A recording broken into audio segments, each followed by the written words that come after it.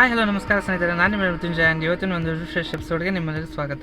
And ಇವತ್ತಿನ ಈ ವಿಡಿಯೋದಲ್ಲಿ ನಾವು ಗೇರ್ ಯಾವ ರೀತಿ ಕರೆಕ್ಟ್ ಟೈಮ್ಗೆ ಶಿಫ್ಟ್ ಮಾಡಬೇಕು, ಯಾವ ಟೈಮಲ್ಲಿ ಗೇರ್ ಅಪ್ ಶಿಫ್ಟ್ ಮಾಡಬೇಕು, ಯಾವ ಟೈಮಲ್ಲಿ ಗೇರ್ ಡೌನ್ ಶಿಫ್ಟ್ ಮಾಡಬೇಕಂತ ನೋಡೋಣ. ಆ್ಯಂಡ್ ಪ್ರೀವಿಯಸ್ ವಿಡಿಯೋದಲ್ಲಿ ನಿಮಗೆ ಕ್ಲಚ್ಚು, ಗೇರು ಮತ್ತು ಆಕ್ಸಿಲೇಟ್ರು ಎಲ್ಲ ಒಂದು ಬೇಸಿಕಲಿ ಒಂದು 6-7 ಪಾರ್ಟ್ನ ಮಾಡಿದ್ದೀನಿ. ಸೊ ಅದರ ಒಂದು ಕಂಟಿನ್ಯೂಷನ್ ಪಾರ್ಟ್ ಇದಾಗಿರುತ್ತೆ.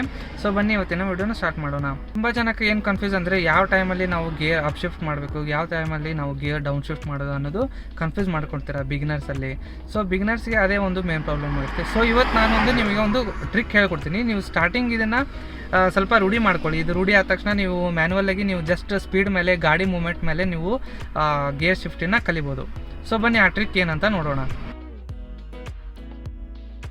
ಸೊ ಕರೆಕ್ಟ್ ಟೈಮಲ್ಲಿ ಗೇರ್ ಶಿಫ್ಟ್ ಮಾಡಬೇಕು. ಅಪ್ ಶಿಫ್ಟ್ ಮಾಡೋದು, ಡೌನ್ ಶಿಫ್ಟ್ ಮಾಡೋದು ತುಂಬಾ ಇಂಪಾರ್ಟೆಂಟ್. ಯಾಕಂದರೆ ನೀವು ಅಪ್ ಶಿಫ್ಟು, ಡೌನ್ ಶಿಫ್ಟ್ ಏನಾದರೂ ತಪ್ಪು ಮಾಡಿದರೆ, ಪ್ರಾಪರಾಗಿ ಗೇರ್ನಲ್ಲಿ ಹೋಗಲಿಲ್ಲ ಅಂದರೆ ಗಾಡಿ ನಿಮಗೆ ಎಫಿಷಿಯೆಂಟಾಗಿ ಓಡಲ್ಲ. ಆ್ಯಂಡ್ ಅದರ ಜೊತೆಗೆ gear box problem, clutch plate problem ಎಲ್ಲ ಬರುತ್ತೆ. ಆ್ಯಂಡ್ ನಿಮಗೆ ಡ್ರೈವಿಂಗ್ ಸ್ಮೂತ್ ಕೂಡ ಅನ್ಸಲ್ಲ, ಒಂದು ಜರ್ಕ್ ಫೀಲ್ ಆಗುತ್ತೆ, ಅಥವಾ ಲೋ ಸ್ಪೀಡಲ್ಲಿ ನಿಮಗೆ ಗಾಡಿ ಓಡಲ್ಲ. ಸೊ ನಿಮಗೆ ಗಾಡಿದು ಪವರ್ ಫೀಲ್ ಆಗಲ್ಲ, ಸುಮ್ಮನೆ ಏನೋ ಒಂಥರ ಓಡಿಸ್ತೀನಿ ಅನ್ಸುತ್ತೆ. ಸೊ ನೀವು ಪ್ರಾಕ್ಟಿಕಲ್ ಕಾರ್ ಡ್ರೈವಿಂಗ್ ಮಾಡುವಾಗ ಇದನ್ನೊಮ್ಮೆ ಈ ಮೆಥಡ್ನ ಒಮ್ಮೆ ಯೂಸ್ ಮಾಡಿ ನೋಡಿ. ನಿಮಗೆ ಇದು ಹೆಲ್ಪ್ಫುಲ್ ಅನಿಸಿದ್ರೆ ಒಂದು ತುಂಬಾ ನನಗೆ ಖುಷಿ ಆಗುತ್ತೆ. ಮೆಥಡ್ನ ಯೂಸ್ ಮಾಡಿ. ಇದು ನಿಮಗೆ ಹೆಲ್ಪ್ಫುಲ್ ಆತಂದರೆ ನೆಕ್ಸ್ಟ್ ಟೈಮ್ ಕಮೆಂಟ್ ಸೆಕ್ಷನಲ್ಲಿ ತಿಳಿಸಿ. ಸೊ ದ್ಯಾಟ್ ನನಗೂ ಒಂದು ಐಡಿಯಾ ಬರುತ್ತೆ ಯಾವ ಥರ ಕಂಟೆಂಟ್ ಯೂಸ್ ಆಗ್ತಿದೆ ವ್ಯೂವರ್ಸ್ಗೆ ಅಂತ. ಸ್ಟಾರ್ಟ್ ಮಾಡೋಕ್ಕೆ ನಮ್ಮ ಚಾನಲ್, ನೀವು ನಮ್ಮ ಚಾನಲ್ಗೆ ಹೊಸ ಬಂದರೆ ಪ್ಲೀಸ್ ನಮ್ಮ ಚಾನಲ್ಗೆ ಸಬ್ಸ್ಕ್ರೈಬ್ ಮಾಡಿ, ಜೊತೆ ಬೆಲ್ ಐಕಾನ್ ಕೂಡ ಪ್ರೆಸ್ ಮಾಡಿ. ಸೊ ದ್ಯಾಟ್ ನಾನು ಫ್ಯೂಚರಲ್ಲಿ ಹಾಕೋ ವಿಡಿಯೋಸ್ ನಿಮಗೆ ಅಪ್ಡೇಟ್ ಆಗ್ತಾನೆ ಇರುತ್ತೆ. ಸೊ ಬನ್ನಿ ಇವತ್ತು ವಿಡಿಯೋನ ಸ್ಟಾರ್ಟ್ ಮಾಡೋಣ.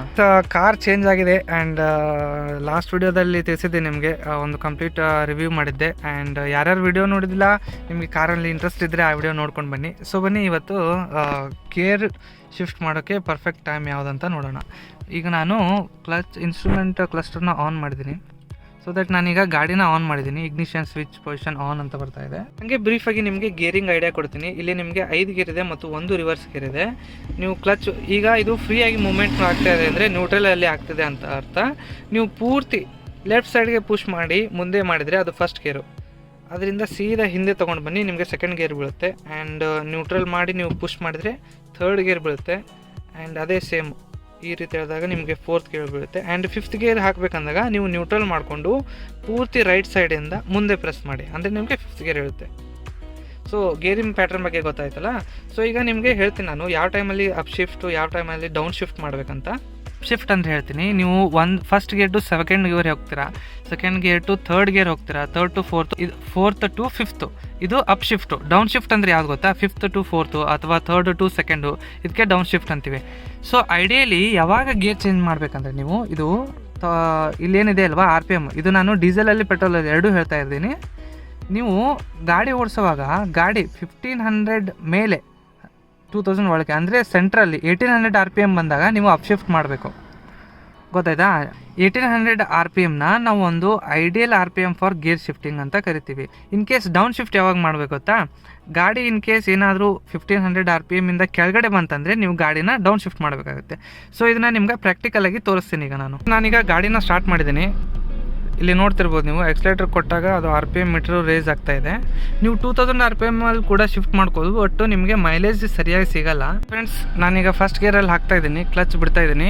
ನೋಡಿ RPM ಮೀಟರ್ ನೋಡಿ, ಹಾಗೆ ಸ್ಪೀಡೋ ಮೀಟರ್ನ ನೋಡಿ. ಈಗ ಗಾಡಿ 1800 RPM ಹಿಟ್ ಆಯಿತು. ನಾನು ಗೇರ್ ಚೇಂಜ್ ಮಾಡಿದೆ, ಸೆಕೆಂಡ್ ಗೇರ್ ಹಾಕಿದೆ. ಮತ್ತೆ ನೋಡ್ತಾ ಇರಿ, 1800 RPM ಆಯಿತು. ನಾನು ಥರ್ಡ್ ಗೇರ್ಗೆ ಶಿಫ್ಟ್ ಹಾಕಿದೆ.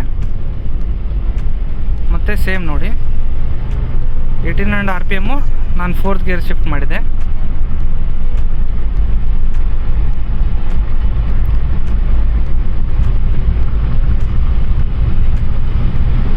ಈಗ 5th ಗೇರ್ಗೆ ಶಿಫ್ಟ್ ಮಾಡಿದೆ. ನೋಡಿದ್ರಲ್ವಾ, 1800 RPM ಇದ್ದಾಗ ನೀವು ಗೇರ್ ಐಡಿಯಲ್ಲಾಗಿ ಶಿಫ್ಟ್ ಮಾಡಬೇಕು.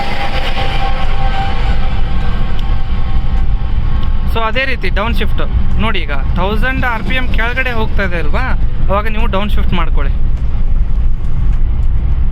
ಈಗ ನೋಡಿ, ಸ್ಪೀಡ್ ನಿಮಗೆ ಸಫಿಷಿಯೆಂಟ್ ಅನ್ನಿಸ್ತಾ ಇಲ್ಲ, 1000 RPM ಕೆಳಗಡೆ ಹೋಗ್ತಾ ಇದೆ. ನೋಡಿ, ನಾನು ಸ್ವಲ್ಪ ರೇಸ್ ಬಿಡ್ತೀನಿ. ಇಲ್ಲಿ ನೋಡಿ, ಇಲ್ಲಿ ತೋರಿಸ್ತಾ ಇದೆ ನಿಮಗೆ ಡೌನ್ ಶಿಫ್ಟ್ ಮಾಡಿ ಅಂತ. ಗೇರು 1000 RPM ಕೆಳಗಡೆ ಬರ್ತಾ ಇದೆ, ಕೆಳಗಡೆ ನೀವು ಡೌನ್ ಶಿಫ್ಟ್ ಮಾಡಬೇಕು. ಈಗ ಥರ್ಡ್ ಶಿಫ್ಟ್ ಮಾಡ್ತೀರಾ. ಅದೇ ರೀತಿ ಎಕ್ಸ್ಲೇಟರ್ ಕೊಡಲಾರ್ದೇ ನೋಡೋಣ. ಈಗ ಥರ್ಡ್ ಗೇರಲ್ಲಿದೆ.